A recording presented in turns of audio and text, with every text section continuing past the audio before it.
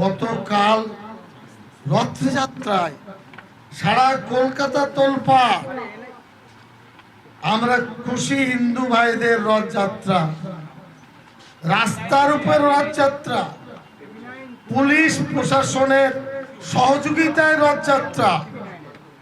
আর বাংলার মুসলমান বাঁকড়া এমন অপরাধ করেছে, শত শত সশস্ত্র পুলিশ তাদের ঘাড়ের উপরে জুমার নামাজ পড়তে দেব না।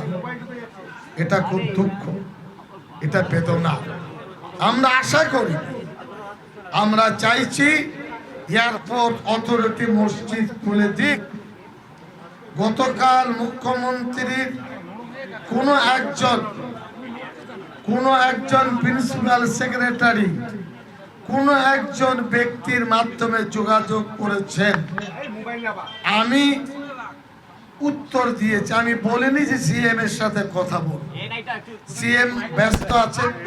আমার জানা ছিল না যে আজকে হোম মিনিস্টার তিনি রাজ্যে আসবেন। কিন্তু জুমার দিন তারপরে কি বলেছেন না বলেছেন তাদের কাছে জেনে নেবেন। আপনারা তাদের কথা আমাদের জিজ্ঞাসা করবেন না। আমাদের সিদ্ধান্ত আইনের রাস্তা খোলা। এক। দ্বিতীয় হলো সারা রাজ্যের 22টি জেলা, আমি বলছি দায়িত্ব নিয়ে, শান্তিপূর্ণভাবে 1 কোটির বেশি মানুষ নিজের নিজের মসজিদে দোয়া করেছেন, যথাসাধ্য কালো ব্যাজ পরে প্রতিবাদ করেছেন।